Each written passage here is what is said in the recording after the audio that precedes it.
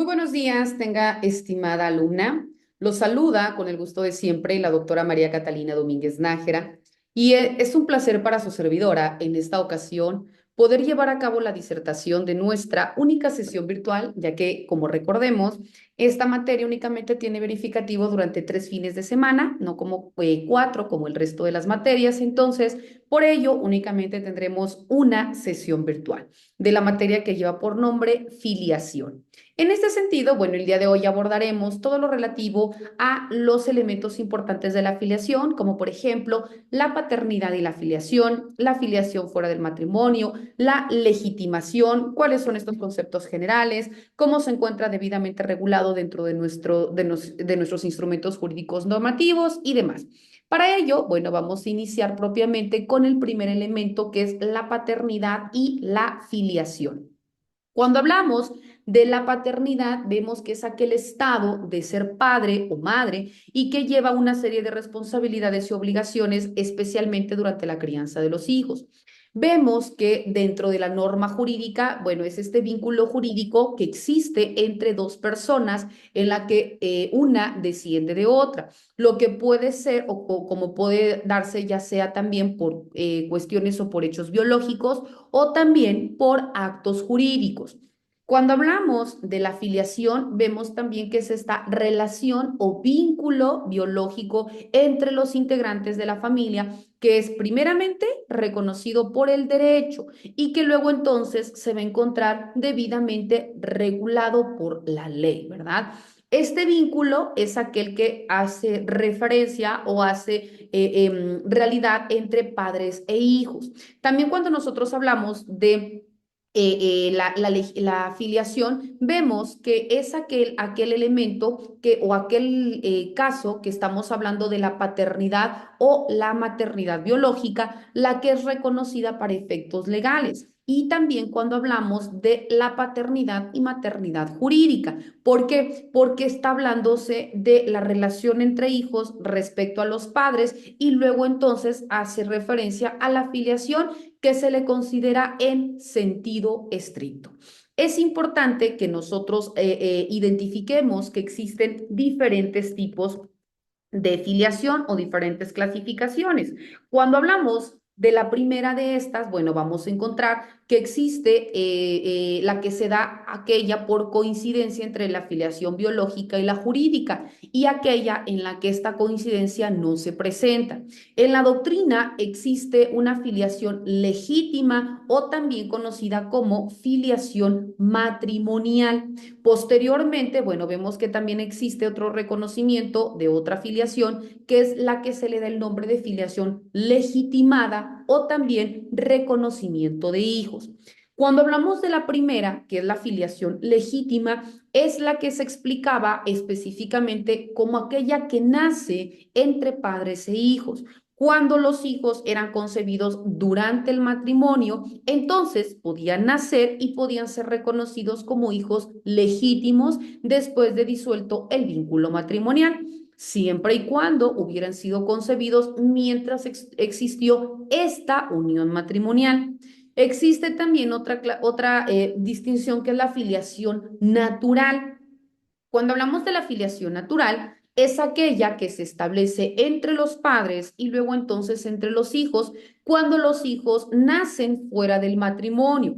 Entonces, la filiación se establece respecto de la madre de forma automática porque es en donde se está acreditando este lazo consanguíneo, pero no es el caso en lo que respecta al padre, porque en este supuesto la filiación solo existe cuando se da un reconocimiento voluntario o cuando ya se declara de manera judicial, es decir, cuando se inicia un juicio de reconocimiento de paternidad, se lleva a cabo todo el proceso, la compatibilidad de genes y la autoridad, en este caso el juez, determina que en efecto es el progenitor y por tanto existen estos derechos y obligaciones, ¿verdad? Entonces, esta clase de filiación se dice, repito, dentro de la natural, es aquella entendida o aquella que tiende a establecer un grado menor de derechos y obligaciones entre los padres e hijos, lo que ocasionaba que se reconociera una práctica que creaba y que luego entonces establecía un estado de inferioridad respecto a los hijos legítimos. Cuando hablamos de este caso, vemos que existen tres formas de filiación que además atentaban contra la dignidad y el valor de la persona humana y que luego entonces también deterioraba la calidad de vida de los menores nacidos bajo esta circunstancia, es decir, bajo la filiación natural y que era la simple, la adulterina y la incestuosa. También cuando hablamos de otra clasificación es la filiación legitimada. Dentro de la filiación legitimada es aquella que se explica en los casos de que los hijos han sido concebidos antes del matrimonio y por tanto nacen durante el mismo o los padres los reconocen antes de contraer nupcias, durante las nupcias o posteriormente los reconocen después de contraer matrimonio. Entonces tenían para efecto de lograr que los hijos nacidos fueran de matrimonio y que luego entonces tuvieran el reconocimiento de hijo legítimo. También es importante reconocer que dentro de las relaciones familiares, el menor se da las relaciones que se dan en torno al menor es en cuanto a los deberes y también en cuanto a los derechos del padre y de la madre, y en ese sentido, todo aquello que necesitan para su ejercicio, para que se identifiquen en la cuestión legal, pero también para que tengan ese reconocimiento dentro de su entorno social y dentro de la convivencia de pareja, y que todos tengan estas mismas situaciones de igualdad y de responsabilidad frente a los hijos, y que en el ejercicio, bueno, se considere en todo momento o se pondere por el interés superior del menor. Por ejemplo, cuando en un momento dado existe una separación de los padres y se tiene que hablar de pensión alimenticia, entonces que la responsabilidad no únicamente recaiga en el progenitor que en ese momento se quede bajo los cuidados del menor, o también cuando hablamos de la cuestión de proporcionalidad al momento de administrar alimentos, o cuando hablamos también de la convivencia, ¿verdad? Que aquí se tiene que velar no por el acceso o no por el derecho o no por la obligatoriedad que quieran de otorgar o no al hijo, sino más bien ponderar que aquí es lo que favorezca a la cuestión psicoemocional del infante y que en ese sentido se vele porque sea lo más benéfico para él, ¿no? Si la convivencia va a resultar perjudicial porque después de que conviva con papá o después de que conviva con mamá, pues tiene alteraciones en el sueño, tiene conductas agresivas, etcétera, pues entonces existirá un cese dentro de la convivencia o quizás exista una mayor temporalidad para que se efectúen este tipo de contactos.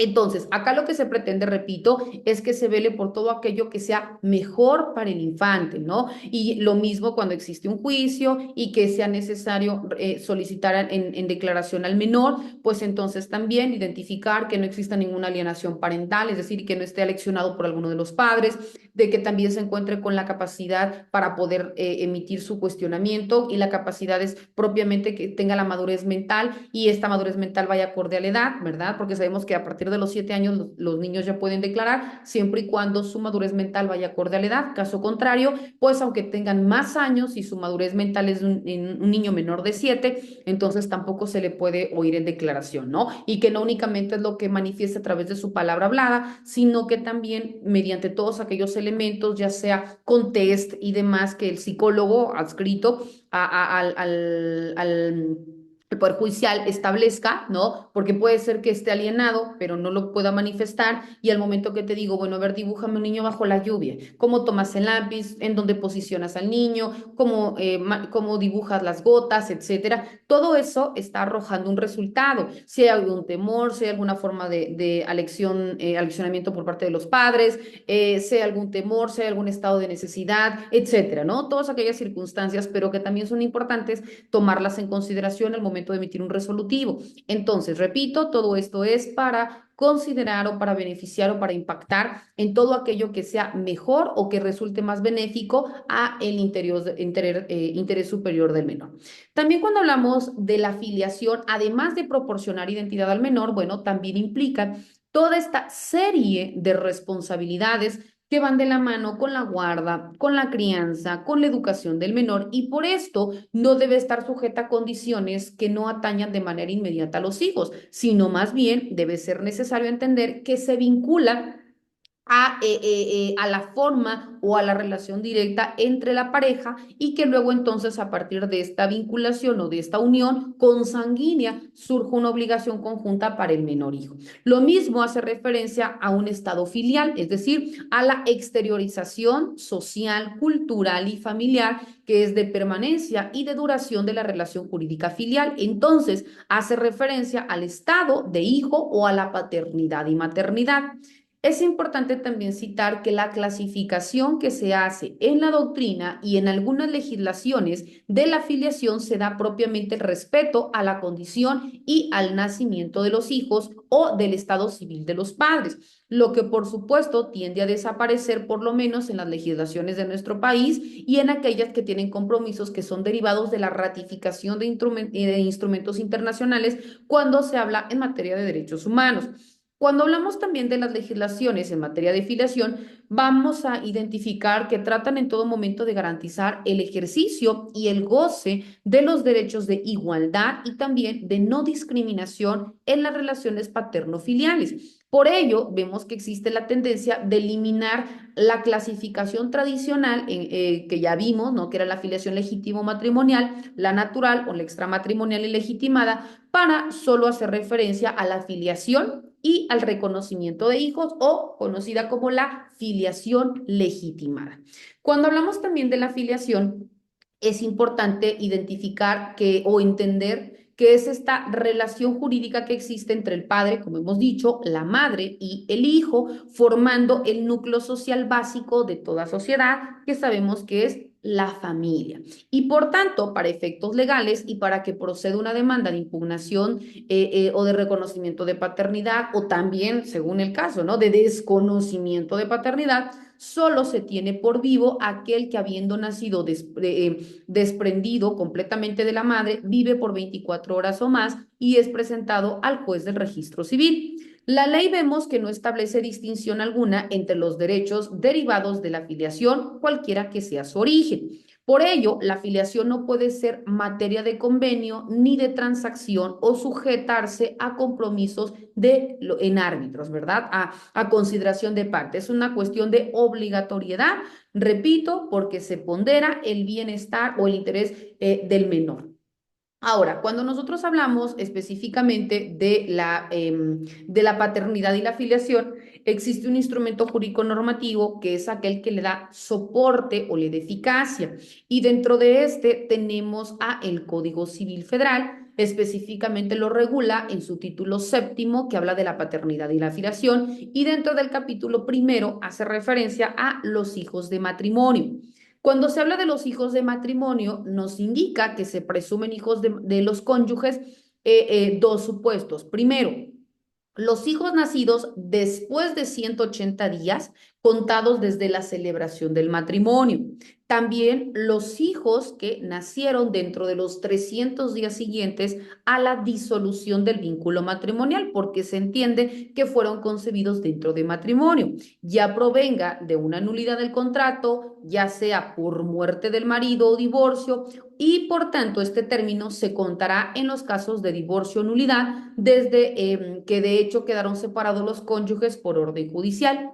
También se indica que contra esta presunción no se admite ningún tipo de prueba contrario que la de haber sido físicamente imposible al marido tener acceso carnal con la mujer, que prácticamente pues es imposible, ¿no? En los primeros 120 días de los 300 que han precedido al nacimiento.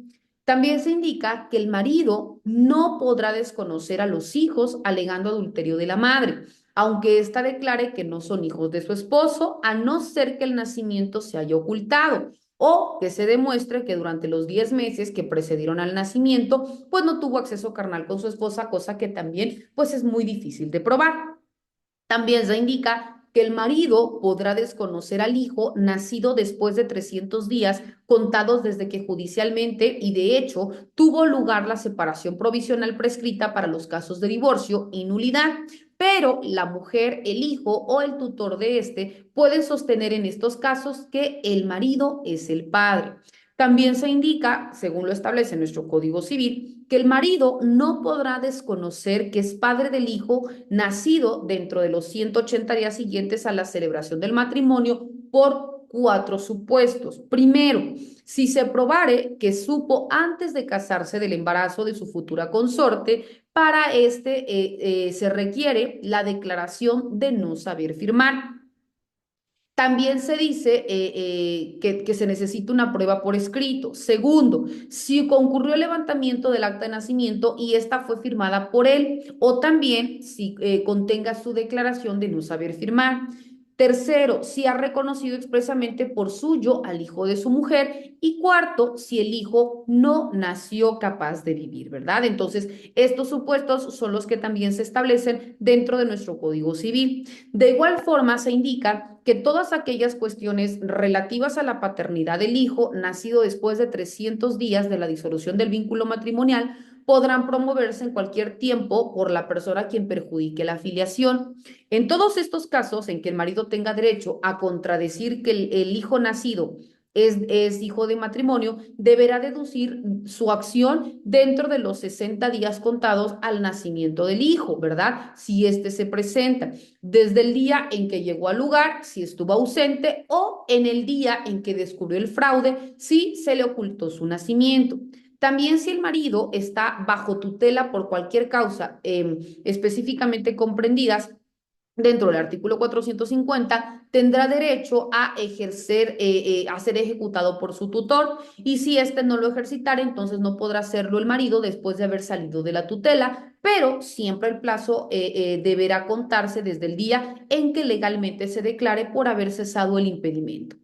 También es importante reconocer que cuando el marido, teniendo o no tutor, ha muerto sin recordar la razón, recobrar la razón, los herederos pueden contradecir la paternidad en los casos en que podría hacerlo el padre.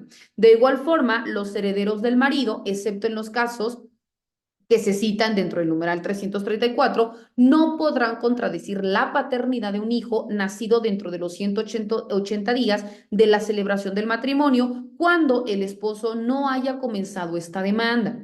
En los demás casos, si el esposo ha muerto sin hacer la reclamación dentro del término hábil, los herederos tendrán para proponer la demanda o presentarla 60 días contados desde aquel en el que el hijo haya sido puesto en posesión de los bienes del padre, o también desde que los herederos se vean turbados por el hijo en la posesión de la herencia. Ahora bien, en el caso de la viuda, la divorciada o aquella cuyo matrimonio fuese declarado nulo, en el caso que contrajere nuevas nupcias dentro del periodo prohibido por el numeral 158, la filiación del hijo que naciere después de celebrado el nuevo matrimonio se establecerá de acuerdo a 3 posicionamientos. ¿Cuáles son estos? Primero, se presume que el hijo es desde el primer matrimonio si nace dentro de los 300 días siguientes a la disolución del primer matrimonio y antes de 180 días de la celebración del segundo.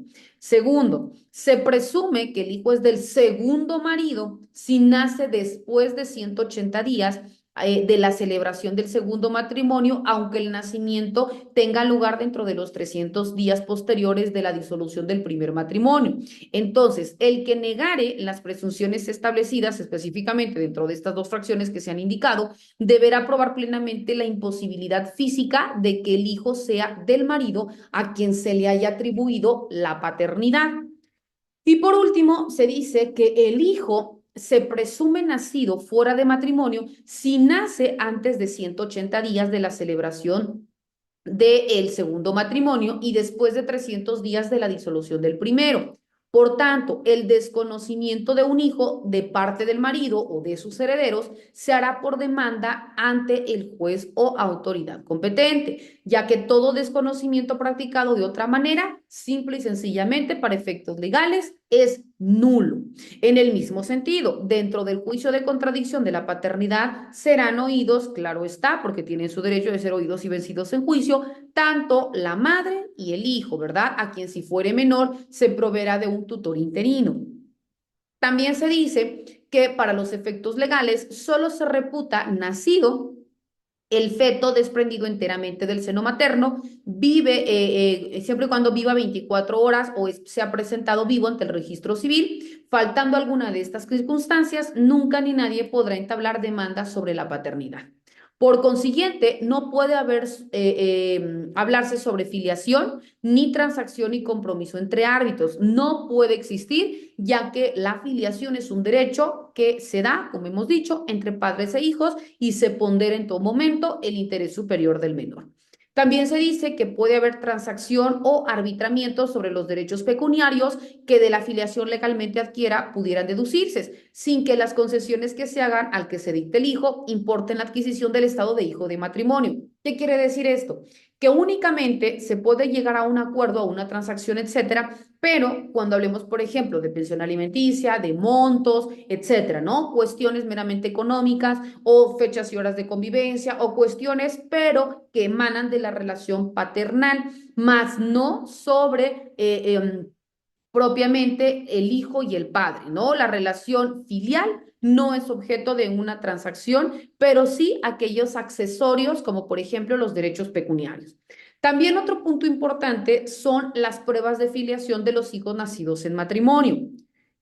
Cuando hablamos de la filiación de los hijos nacidos en matrimonio, se prueba con la partida de su nacimiento y con el acta del matrimonio de sus padres.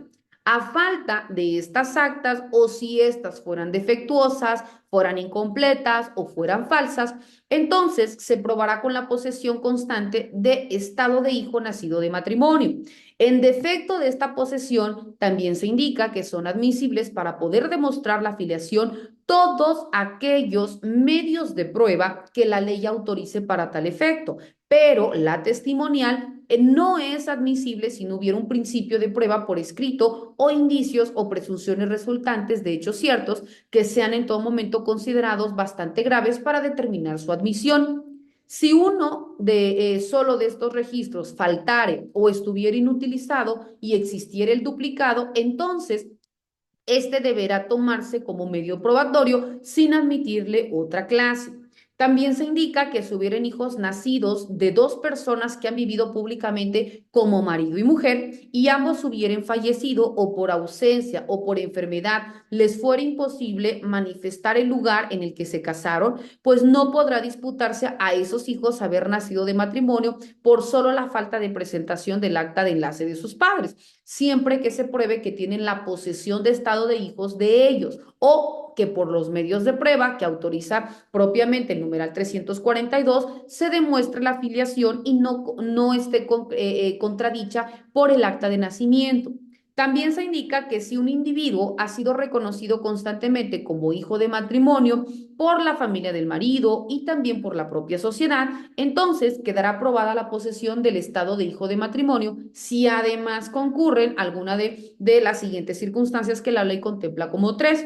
¿Cuáles son estas? Primero, que el hijo haya usado constantemente el apellido del que pretende que es su padre, ¿verdad? Con anuencia de este. Segundo, que el padre lo haya tratado como a un hijo nacido de matrimonio, proveyendo a su subsistencia, a su educación y al establecimiento. Y tercero, que el presunto padre tenga la edad exigida propiamente por el numeral 361, que recordemos, el numeral 361 nos indica que pueden reconocer a sus hijos los que tengan la edad exigida para contraer matrimonio, más la edad del hijo que va a ser reconocido. Ahora bien, cuando nosotros hablamos también en ese mismo sentido que se declara nulo un matrimonio una vez que haya sido declarado como tal. Entonces, si haya habido buena fe o mala fe en los cónyuges al celebrarlo, los hijos tenidos durante él se consideran como hijos de matrimonio. También se dice que no basta el dicho de la madre para poder exigir la paternidad al marido, ya que mientras esté viva, únicamente él podrá reclamar contra la filiación del hijo concebido durante el matrimonio. Se dice también que todas aquellas acciones civiles que se intenten contra el hijo por los bienes que ha adquirido durante su estado de hijo nacido por matrimonio, aunque después resulte no serlo, se sujetarán a las reglas comunes para la prescripción. También se indica que la acción que compete al hijo para reclamar su estado es imprescriptible para él y para sus descendientes. También se indica que los demás herederos del hijo podrán intentar la acción de que se haya invocado específicamente como acciones civiles. De igual manera, si el hijo ha muerto antes de cumplir 22 años, entonces, en ese mismo sentido, pues también se podrán intentar acciones civiles, ¿verdad? Ahora bien, los herederos podrán continuar la acción intentada por el hijo a no ser que éste hubiere desistido formalmente de ella o nada hubiere promovido judicialmente durante un año contado desde la última diligencia. También podrán contestar toda demanda que tenga por objeto disputarle la condición de hijo nacido de matrimonio. Se dice también que todos aquellos que funjan como acreedores, legatarios y donatarios tendrán los mismos derechos que los herederos que les han conferido los numerales 348 y 349 del Código Civil si el hijo no dejó bienes suficientes para poder pagarles. Por consiguiente, las acciones que hablan los numerales 349, 350 y 351 forzosamente deberán tomarse en consideración y prescriben a los 4 años contados desde el fallecimiento del hijo. Se indica también que la posesión de hijo nacido de matrimonio no puede perderse sino por sentencia ejecutoriada, la cual admitirá los recursos que las propias normas o las propias leyes establezcan en los juicios de mayor interés. Por consiguiente, si el que está en posesión de los derechos de padre o de hijo fuere despojado de aquellos o sea perturbado dentro de su ejercicio, sin que proceda sentencia por la cual deba perderlos, podrá usar las acciones que establecen las leyes para que se le ampare o se le restituya en posesión. Ahora bien, también existe de la presunción y de la impugnación de la paternidad. Se dice que se consideran hijos de los cónyuges, salvo prueba en contrario, los nacidos dentro del matrimonio, los nacidos dentro de los 300 días siguientes al término del matrimonio, ya sea por divorcio, por declaración de nulidad o por muerte. En este caso, mientras dure este tiempo, la cónyuge sobreviviente no haya contraído nuevas nupcias. Igualmente, se consideran o se presuponen hijos de los concubinos, los nacidos dentro del concubinato y a los que nacieron dentro de los 300 días siguientes a que terminó la convivencia en común. La impugnación de la paternidad de un hijo o de sus herederos deberá realizarse por medio de una demanda formal ante un juez competente y si no fuera así, cualquier desconocimiento será nulo y no tendrá efectos jurídicos. En todos los juicios sobre esta materia, el juez escuchará al padre, a la madre y al hijo. Solo se podrá impugnar la paternidad cuando se demuestre la imposibilidad física del cónyuge varón para tener relaciones sexuales con su cónyuge durante los primeros 120 días de los 300 que precedieron al nacimiento. Igualmente, se podrá impugnar la paternidad mediante las pruebas que el avance de los conocimientos científicos pueda permitir y ofrecer. Se dice también que el cónyuge varón no puede impugnar la paternidad de un hijo alegando el adulterio de la madre, aun cuando ésta afirme que no es hijo suyo, salvo en aquellos casos de no haber tenido relaciones sexuales con su pareja durante los primeros 120 días de los 300 que precedieron al nacimiento. Esto en congruencia con lo que se ha venido citando de la temporalidad para el nacimiento. Tampoco de aquellos que hubieran concebido durante el matrimonio de común acuerdo por técnica de fecundación asistida, para las cuales otorgó por ambos consentimiento expreso. Para el caso de los hijos nacidos después de los 300 días de la disolución del vínculo matrimonial, podrá ejercitarse la acción de impugnación de la paternidad en cualquier tiempo por aquellos a quienes perjudique la filiación, pero en el caso de los hijos concebidos por métodos de fecundación asistida, no se podrá promover acción alguna contra la paternidad o la filiación. No obstante, con el dicho de la madre, para poder excluir la paternidad de su padre, mientras el padre viva, solo él podrá impugnar la paternidad. Se dice también que siempre que el varón pretende impugnar la paternidad, debe ejercitar la acción correspondiente dentro del término de 60 días a partir de que tuvo conocimiento del nacimiento. Cuando éste se encuentre bajo tutela, el derecho a impugnar la paternidad podrá ser ejecutado por su tutor y si éste no lo hiciera, entonces será hasta que salga de la tutela que podrá ejercer este derecho a dentro de los 60 días siguientes a que hubiera cesado la tutela. Este derecho lo conservan los herederos del cónyuge varón cuando éste hubiera muerto incapaz, teniendo o no tutor, y siempre y cuando haya el hijo hubiera nacido dentro del matrimonio. También se indica que cuando se trate de impugnar la paternidad de un hijo nacido fuera del matrimonio o en cualquier otro caso señalado por la ley, si el cónyuge muere sin haber presentado la demanda de impugnación dentro del término establecido por la ley, los herederos podrán también interponer la demanda dentro de los 60 días siguientes a que el hijo hubiera tomado posesión de la herencia, o también desde que los herederos se vieran obstaculizados por el hijo en la posesión de herencia. Igualmente, se indica que se presumen hijos de los concubinos los nacidos dentro del concubinato y a los que nacieron dentro de los 300 días siguientes a que terminó la convivencia en común. La acción de dar alimento se dice que no es prueba de paternidad ni tampoco de maternidad ni de presunción de la misma. Otro elemento importante, como ya hemos dicho, es la posesión de estado de hijo. Cuando hablamos de la posesión del estado de hijo es cuando una persona es reconocida de forma constante como hijo públicamente y por la familia de la madre, del padre y por la sociedad, y además se cumplen con los requisitos que la ley establece y se afirma que la posesión del hijo se tiene propiamente como la posesión de estado de hijo, para lo cual se necesitan tres requisitos: que el hijo haya sido o haya usado constantemente el apellido de aquellos que fungen como sus padres y también con su consentimiento. Segundo, que los que fungen como su padre o su madre lo hayan tratado como hijo incorporándolo a su hogar o proveyéndole de medios para su subsistencia, educación y establecimiento. Y por consiguiente, que los que funjan como su padre y su madre cumplan con el requisito de la edad para reconocer lo que corresponde a la edad necesaria para poder contraer matrimonio. Además, la condición de hijo no se pierde sino por una sentencia judicial que así lo determine. Los hijos que son reconocidos con posterioridad a su nacimiento tienen también todos los derechos de su filiación desde la fecha de nacimiento que indica en la primera acta de nacimiento que se expida por el juez del registro civil. Del mismo derecho gozarán los hijos que, habiendo fallecido al celebrarse el matrimonio de sus padres, dejan descendencia, así como los hijos no nacidos si el padre declara que el reconocimiento al hijo de la mujer embarazada. Entonces, la sentencia que declare nulo un matrimonio, independientemente de la buena o la mala fe de los cónyuges, no afecta la filiación de los hijos. Otro punto importante son de las acciones para poder reclamar la filiación. Se dice que las acciones que la ley reconoce al hijo para poder reclamar su filiación son imprescriptibles por él y sus descendientes.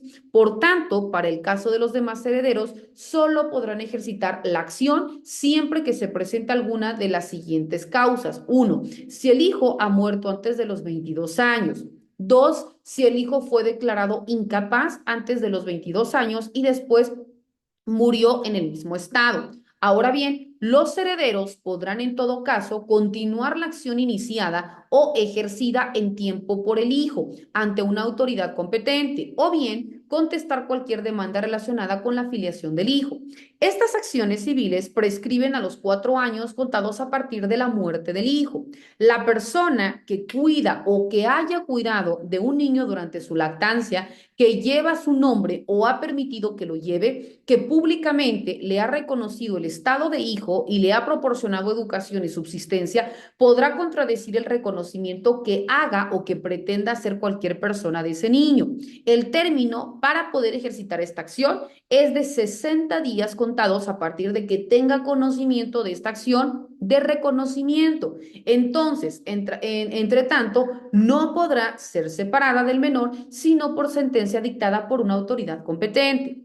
También se indica que cuando una madre contradiga el reconocimiento de un hijo hecho sin su consentimiento, este va a quedar sin efecto y lo relativo a la paternidad se resolverá mediante un juicio sobre contradicción según el caso que corresponda. Ahora bien, hablaremos del reconocimiento de los hijos. El reconocimiento de hijos es el mecanismo mediante el cual se establece y se comprueba la filiación desde el punto de vista legal. El reconocimiento de un hijo puede hacerse por los siguientes medios. Primero, en el acta de nacimiento ante el juez del registro civil. Segundo, por acta espacial ante el mismo juez. por escritura pública y por testamento, también por confesión judicial directa y expresa. Es por ello que la ley afirma que la filiación también se puede establecer por el reconocimiento del padre, de la madre o de ambos a través de una sentencia ejecutoriada que así lo declare. Si el reconocimiento se hace de forma distinta a la expresada, entonces carece de validez y por tanto no procede para efectos jurídicos. Sin embargo, podrá usarse como se indica dentro de un juicio de investigación de paternidad o de maternidad. De igual forma, los hijos reconocidos por el padre, por la madre o por ambos tienen derecho a llevar el apellido paterno de sus progenitores o apellido o ambos apellidos del que lo registre, ser alimentado por las personas que lo reconozcan, recibir los alimentos y la porción hereditaria que se le asigne conforme a la ley y todos los demás derechos que se le reconozcan con motivo de su filiación. También se indica que podrán reconocer a sus hijos o como sus hijos únicamente aquellas personas que cumplan con el requisito de contar con la edad para poder contraer matrimonio. Cuando se trate de un menor de edad, para reconocer a su hijo, requerirá del consentimiento de aquellos que ejerzan la patria potestad conforme a la ley o del tutor y en su defecto, entonces de la autoridad judicialmente competente. Si en este caso de la autoridad judicial se prueba que hubo vicios del consentimiento, entonces se considerará nulo el reconocimiento hecho del hijo, pudiendo ejercer la acción nuevamente hasta después de 4 años de haber cumplido la mayoría de edad. El reconocimiento hecho por uno de los padres solo generará efectos jurídicos respecto de él y no respecto del otro progenitor. Este reconocimiento de un hijo no es revocable. Cuando el reconocimiento se haga mediante testamento, la revocación de este no tiene como efecto la revocación del nacimiento. Un cónyuge podrá reconocer al hijo nacido antes de su matrimonio sin consentimiento de su otro cónyuge. Sin embargo, no podrá integrarlo a su hogar sin el consentimiento expreso de su cónyuge. También se indica que el hijo de una mujer casada no puede ser reconocido como hijo de otro hombre que no sea su cónyuge, excepto cuando éste lo haya desconocido y por resolución judicial se haya declarado que no es su hijo. El hijo mayor de edad y los declarantes incapaces, se dice que el hijo mayor de edad no puede ser reconocido sin su consentimiento y en el caso de los menores de edad y de los declarados incapaces, no se les podrá reconocer sin el consentimiento del tutor legal o del interino nombrado por el juez de lo familiar para el caso en específico. También se indica que en el caso de que el padre o la madre no vivan juntos, pero reconozcan en el mismo acto a un hijo, estos deberán acordar sobre la guardia y custodia del hijo, así como sobre el derecho de convivencia y visitas. Y si no hubiera un acuerdo, entonces el juez de lo familiar escuchará al padre, a la madre, al hijo y en su caso al Ministerio Público, quien resolverá tomando en cuenta el interés superior del menor.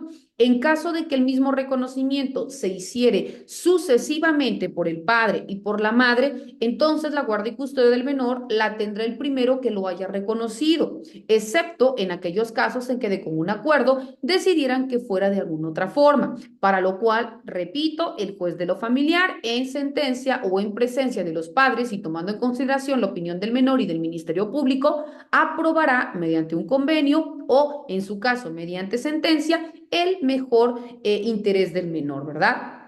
Si el hijo es menor de edad, entonces podrá reclamar contra el reconocimiento hecho por el padre, por la madre o por ambos al llegar a la mayoría de edad.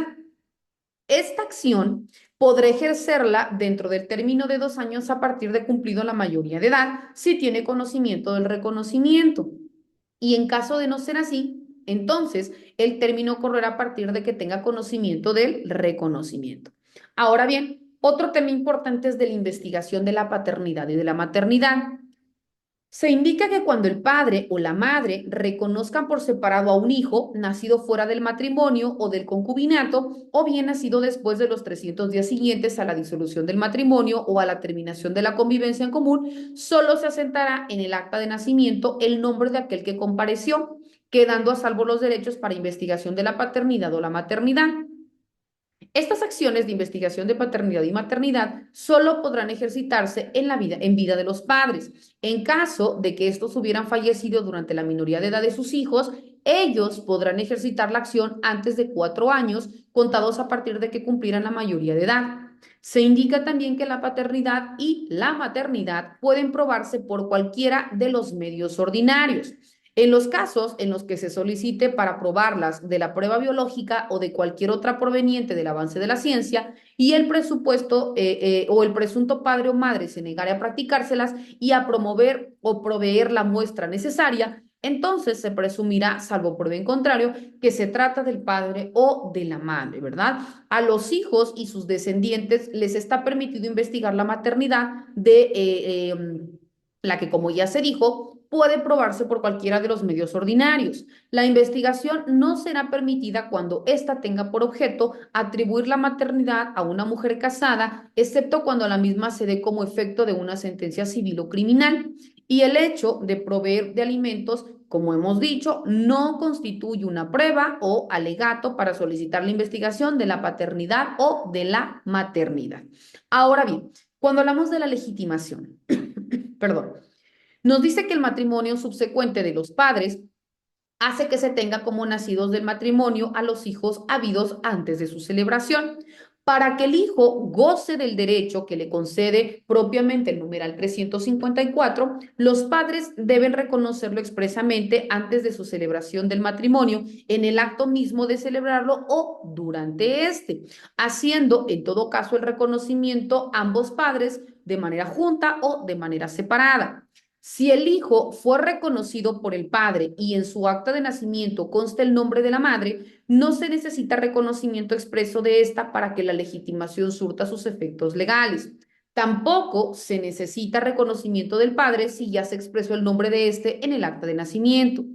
También se indica que aunque el reconocimiento sea posterior, los hijos adquieren todos sus derechos desde el día en que se celebró el matrimonio de sus padres. Pueden también gozar de este derecho que se les concede dentro del numeral 354, es decir, del matrimonio subsecuente de los padres que se haga o se tenga como nacidos de matrimonio a los hijos antes de su celebración, siempre y cuando los hijos que hayan fallecido al celebrarse el matrimonio de sus padres si dejaron descendientes. También pueden gozar de este derecho los hijos no nacidos si el padre al casarse declara que reconoce al hijo de quien la mujer está encinta o que le reconoce si aquella tuviera encinta. Cuando hablamos del reconocimiento de los hijos nacidos fuera de matrimonio, la filiación de los hijos nacidos fuera de matrimonio resulta con relación a la madre del solo hecho del nacimiento. Respecto del padre, solo se establece por el reconocimiento voluntario o por una sentencia que declare la paternidad. Pueden reconocer a sus hijos los que tengan la edad exigida para contraer matrimonio, más la edad del hijo que va a ser reconocido. El menor de edad no puede reconocer a un hijo sin el consentimiento de los que ejerzan la patria potestad o la tutela sobre este, o a falta de esta, sin la autorización judicial. Se indique también que cuando hablamos del reconocimiento hecho por un menor, es anulable si prueba que sufrió error o engaño al hacerlo, pudiendo intentar la acción hasta 4 años después de la mayoría de edad. Cuando se pueda reconocer al hijo que no ha nacido y al que ha muerto si ha dejado descendencia.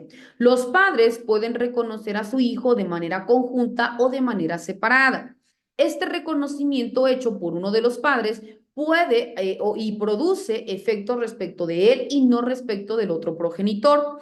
Este reconocimiento no es revocable por el que lo hizo y si se ha hecho un testamento, cuando éste se revoque, no tiene por revocado el reconocimiento.